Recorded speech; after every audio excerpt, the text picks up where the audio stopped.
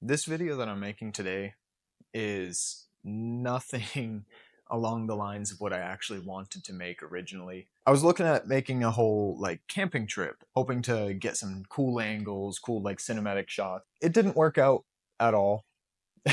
I did get some footage, but I failed. I failed really hard. And it's kind of funny. It's funnier to look back on than it is to have actually lived it. Through my adventure, I experienced sunburn, extreme hot, extreme cold, and I was so unprepared. I went out to the desert and I had everything packed for there, but then I ended up turning into an icicle that night. And you know what? It was so freaking cold. I had to get rescued. Shout out to my beautiful girlfriend as well as her sister. Two of them came out and they were my heroes. Luckily, they got a photo of me. That's a plus. And also some video of me leaving the place because, you know, my camera died along with almost all of my other electronics. Because, again, very, very ill prepared. So, for a little bit of context, I'm a full-time student, and this week was my spring break. I decided this is my first year living in California, and I wanted to say, hey, let's go to Palm Springs. It's spring break, right? That's what people do out here. Oh, I don't know. So I started up my trip and I wanted to try to save some battery life and everything on my many devices. And I had all of my recording equipment. I was carrying this big, heavy bag. I prepared for the desert. I want you to keep in mind and remember this for later in the story, that on the night that I was supposed to stay out in the desert, it was supposed to be about 67 degrees Fahrenheit. Super manageable. I could have slept in that in friggin' underwear and a tank top if I wanted to. But on the morning that I was about to leave for my little camping trip out to Palm Springs and to the desert, I wanted to pack up, you know, some stuff to stay the night, just in case I wanted to stay out in the wilderness. And I planned out some campsites. I made sure that I checked out the area. And so I packed light enough. It was still heavy, I promise you, while I was riding that. So I packed a survival kit. Keynote for later. There was, key term, was a survival blanket in here. I tried using it and it helped a little bit, but not much. Anyway, I also packed this. This is just a sleeping mat. It's inflatable. I can blow it up and everything. It makes it comfortable. I also brought with me a tent. But let's get into the actual ride. As I'm about to leave, my girlfriend was seeing me off before my little adventure, and I looked at her and I said, hey, I'm gonna take my regular gloves today. I'm not gonna take my gauntlet gloves. I don't need them. Like, they're just gonna go way too far up. It's gonna be way too hot out in the desert. And boy, was I wrong, because now I have a wicked sunburn cut off where my gloves were. My sweatshirt that I was wearing, the sleeves came up, and so I got pretty badly burnt. Nothing crazy, but now I just kind of look a little goofy. It's just a fun detail. So I start off, I find myself up in the city of Temecula. So my journey started off and I'm sitting at this random side road in Temecula, because I take the back roads just about everywhere, especially because you can usually get better video. So I get to the stop sign and I'm about to turn onto this one road. I think it was like the Temecula Parkway or something like that. I don't know. I could be completely wrong. But I'm about to turn onto this road and there's heavy traffic coming from over here. And so I'm like, dude, what? It's whatever. There's no traffic coming from over here, only from this side. And I'm like, okay, once this traffic clears, we'll be set. Guess what? They clear and I wasn't set. We had traffic coming from this side now. But it's whatever. In the video itself, and you can hear it, I said, I'm gonna go after this yellow car. After that yellow car. A yellow Mustang Mach 1 passes me, and I go. I'm following this Mach 1 for a little bit on this beautiful road, and it's nothing crazy. It's just riding out to the desert. This is just my preparation. I just wanted to get some footage just to have it. I didn't expect to actually be using any of that footage necessarily for the crazy parts of my trip, but unfortunately that road ended up being one of the only roads that I did get to record because, again, I was ill prepared. So I'm riding and this Mach 1 eventually lets me pass. And thank you to whomever this was, because don't worry, we will see them again. So after I pass this Mach 1, I continue up the way a bit and I'm behind a lot of cars. I finally catch up to them and it was so crazy because just out of nowhere, this whole line of cars, like far as you could see, just appears out of this corner. And I was not having it. It was so freaking hot. I don't think I can explain to you just how hot it gets on a hot motorcycle with full gear in the summer sun. Well, it's not summer yet, but in the California sun, I'll say that. It gets really hot. I'm sweating and I'm sitting there, and I sat in traffic, and not even kidding, for about 12 to 13 minutes of just sitting there. I start moving and I stop again, of course. You know, traffic, right? So I go again, finally, and I pass these road workers, and they were cool. I flew up this little sign, right? So I continue up the way, and I get up to another stop sign. I finally make another turn going into the desert. I think it's, forgive me if I butcher the pronunciation of this, but as I was passing the Native American reservation, Kauia, I finally get to a point where it's starting to look less like actual foliage, grass, and trees. It's starting to look a lot more like an actual desert, or at least my perception of what a desert is. So continuing up the road, you start to see the view of San Jacinto Peak, and it is beautiful. I mean, once everything kind of flattened out and opened up, you could see all of the mountains in the distance. And to me, I find it so crazy that even while I am in the desert and I am on my bike and I am sweating, I can see snow on the peaks of all of these mountains in the background. Crazy. But I finally get up and I get to this gas station at a casino, resort, hotel, all of the above. And the gas was so cheap. I'm just gonna let myself take it away. Let me just show you out here. Gas prices are so cheap.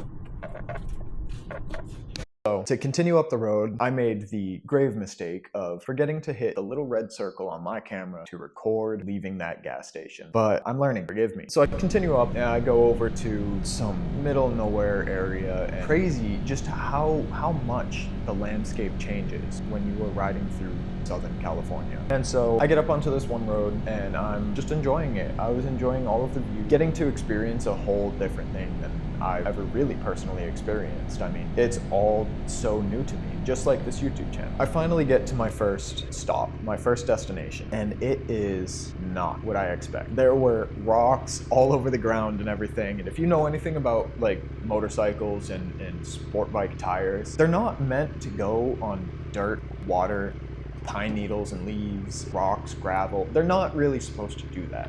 It's not their design. I threw myself into that condition. I get up to this first campsite, the campsite that I was originally supposed to stay at, where it was supposed to be 67 degrees at night. Again, I'm just gonna let you watch. This is the sketchiest shit I've done on this bike yet. I swear. Ugh. All right. This part of the story is unrecorded because it wasn't until now that I realized I didn't bring a portable charger or a power bank or anything to charge any of my devices. So I said, whatever. I continued up my way to Palm Desert, and I just want to let you know, this road that I went on, it was some grade, all the twisties going down a mountain. I mean, beautiful. And of course, it's what I didn't get on video, right? But I eventually stopped at this one little overlook, looking over Palm Desert, all of the mountains, and the desert itself. But what's funny is we run into our friend again. Do you remember that yellow Mach 1 that I was talking about earlier? I saw this Mach 1 at the exact same overlook that I stopped at. So I obviously had to take a picture, which I'll include over here. I'll also include the view. I mean, this view was immaculate. So I continue down this grade, and as I'm going down, I get stuck behind a car that is stuck behind a bicycle. And to whomever that was on that bicycle, I'm actually pretty impressed that they were going like 35, 40 miles an hour. I don't think you actually understand, like, that's pretty crazy. So I get into Palm Desert and I'm just kind of carrying on my way. At this point, I had in my mind that I wanted to get to Palm Springs. I just wanted to check it out. I've never been there. I wanted to see what it was like. So I went to Palm Springs and I stopped at this one little area, middle of nowhere, just kind of the back part of the city. I found a little rock wall in the shade and I sat my happy butt there. And I look at this app. I don't remember what the app is called, but it shows where you can find free campsites and And this is where the story starts to change pace a little bit. I continue looking for a place to stay for the night because I was like, I don't want to park in this gravel lot at the first campsite. I don't want to do that. I want it to be like a nice, easy place that I can get in and get out. And boy, was I wrong. I found a campsite that was easier to get to, but it was probably about like an hour to an hour 20 north of where I already was. So I make my way up towards Big Bear City or Big Bear Lake, whichever is more significant to you. I make my way up there and I decide, hey, I need somewhere to find a power bank. I need to charge my stuff. At this point, my phone's maybe at like 50%. So I continue and it's beautiful. But at this point, I didn't want to take back roads. I hopped on the CA10. I stopped at this little desert outlet. They were pretty cool. As I was about to leave, I ran into this guy that was with his family and he was telling me about his Gixxer 1000. But the funny part is that he immediately walks up to me and he says, "Do you wheelie?" I told him, not really, but I have my moments. I'll say that. I get past these outlets. I go over to the little town called Beaumont and I go to Best Buy. I talk to the guy there. The guy there was super cool and he showed me over to this section where there were the power banks and everything. And so I get this big power bank. When I got it, it only had a 25% charge on it. I was like, okay, I have to play this all smart now. At this point, I need gas and I make my way up to a little gas station. I had sat at that gas station for probably close to half an hour, just using my power bank to charge up my camera just a little bit, just enough to get by, at least to get to the campsite, because that is the point that I realized that the power bank only had that 25% charge. After the gas station, I decided to head back to the campsite. I believe the campsite that I looked up was called Coon Creek or something like that. I don't know. So anyway, I'm riding up the road and I'm trying to decide like when it would be smart to use my camera, because I mean, I think my battery was only at 28% or something like that. So I'm trying to play it smart, but at least I put the camera up on the mount right here actually, just so that I would have an idea of when I was going to record and be able to record at any moment. But nothing all too cool was happening until I actually got out to San Bernardino National Forest. I believe the road that I was on was Highway 34 or something like that. So luckily this is where my recording starts again, and it was beautiful. The camera will never give this ride as much justice as your own perception.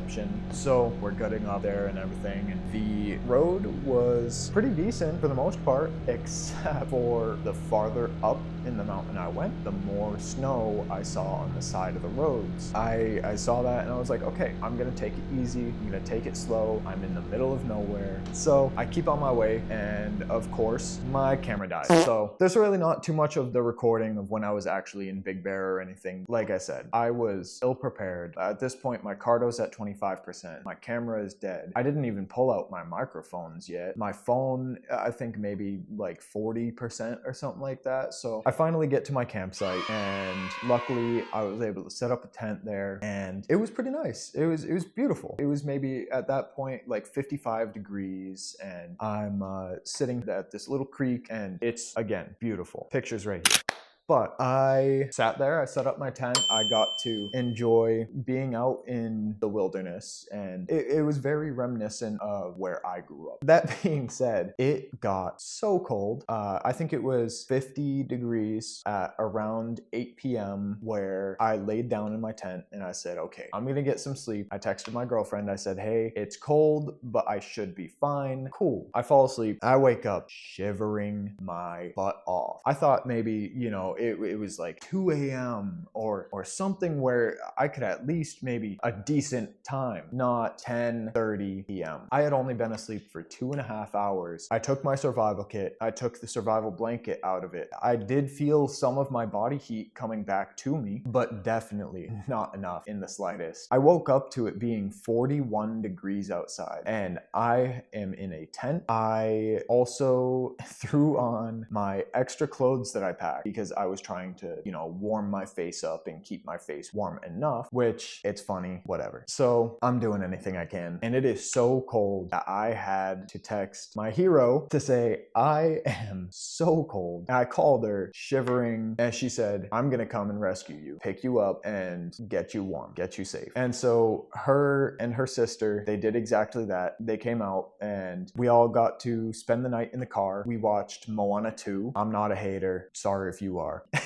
We fell asleep. We woke up in the morning and we all had like our blankets and everything. And it was nice. It was nice to wake up in the car. And it was like a fun little spontaneous adventure. I got to enjoy that time. And in the morning, you know, just to at least try to repay them somehow, because it's not a short drive. I want you to know, it is not a short drive from where they live to where I was. I decided I would repay them with breakfast. So we went out to a little town and then eventually made our way down to a thrift shop, and I got a bag of 12 baseballs for $2. That's insane. After the thrift shop, we split off and I made my way home. It was an adventure I had planned for and made some spontaneous mistakes. No matter the bad things that did happen on this little trip, I would do it again. I think the next time that I do go out and try to record for you guys, I'm 100% gonna have to be a lot more prepared. I want to get less bulky stuff. I want to be able to still have like my ability to go out on these adventures, but I don't necessarily want to freeze. That would be great if I didn't the next time. Maybe bring, you know, a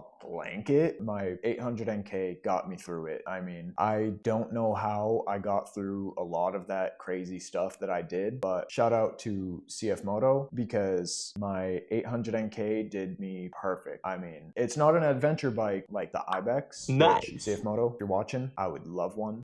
But yeah, for the time being, I'm hoping I can get some extra things on this bike, maybe modify it a little bit, make it a little bit more accepting of these adventures. Like, who knows, a power adapter. I mean, there's a port for it on this bike, but it's a separate purchase through CFMOTO directly. I think it's really cool that they have all of these different add-ons and everything from the factory.